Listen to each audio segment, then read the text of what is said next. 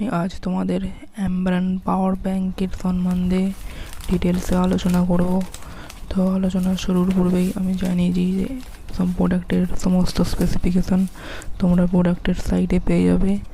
তা আজ আমি তোমাদের এখানে আনবক্সিং করার সঙ্গে সঙ্গে প্রোডাক্টটা কতটা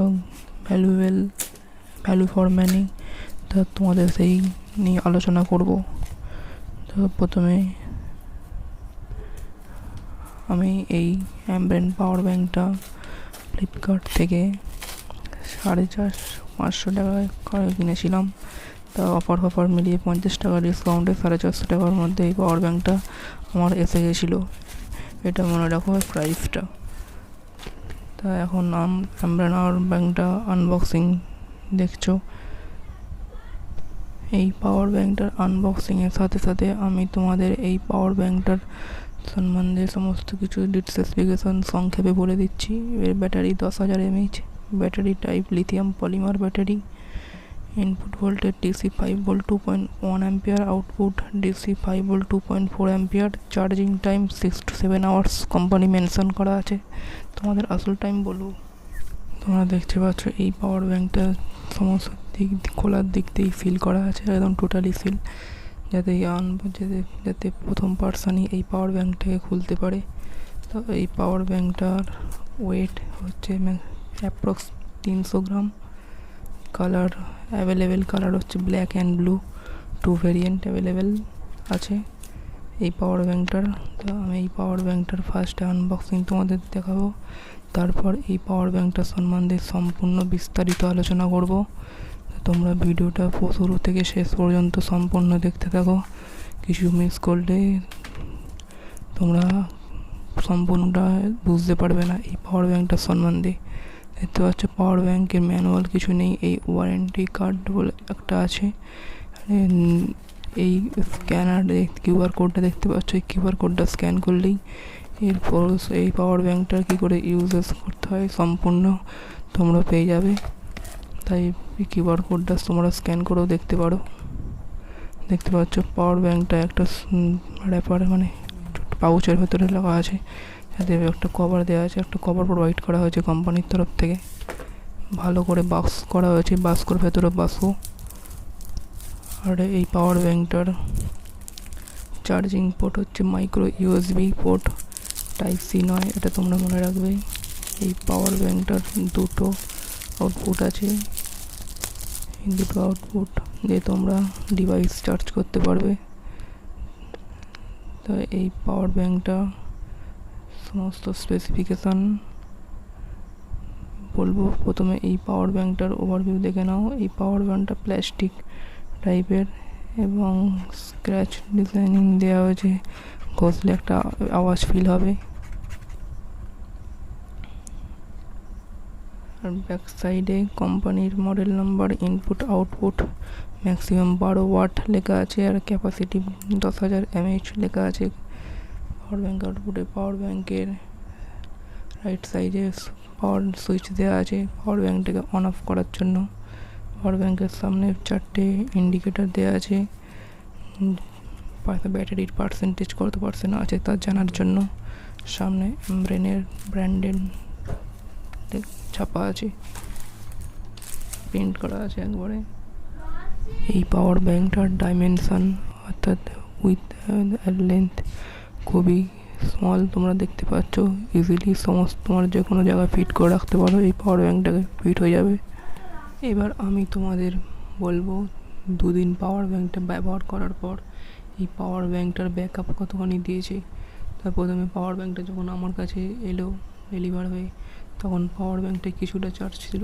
তারপর মোটামুটি ফুল চার্জ হতে বলি 3 থেকে 4টে এলইডি ফুল হতে 3 ঘন্টা চার্জ নিয়েছিল। এটা মনে রাখো, ফার্স্ট টাইম 3 থেকে 4 ঘন্টা চার্জ নিয়েছিল, যতটুকু চার্জ দেওয়া ছিল কোম্পানির তরফ থেকে। তারপর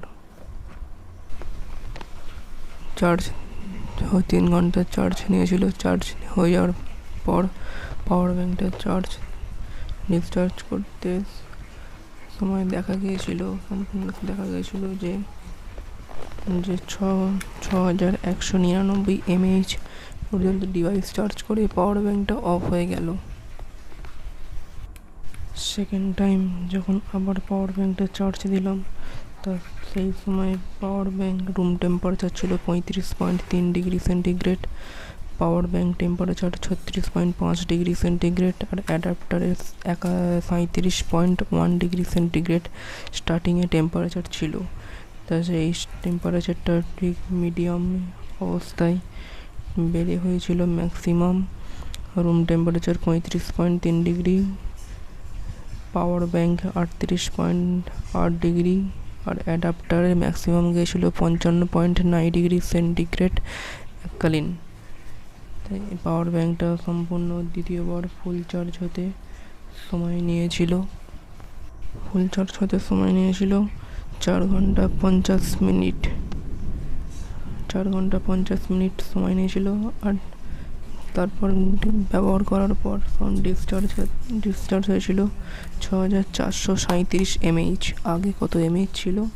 আগে ছিল 6200, আর এখন দ্বিতীয়বার চার্জ দেওয়ার পর ডিসচার্জ করার সময় হলো 6437 mAh। দেখতে পাচ্ছ ডিফারেন্স। থার্ড টাইম চার্জ দেওয়া হয়ে গেলে থার্ড টাইম চার্জ ফুল হতে সময় লেগেছিল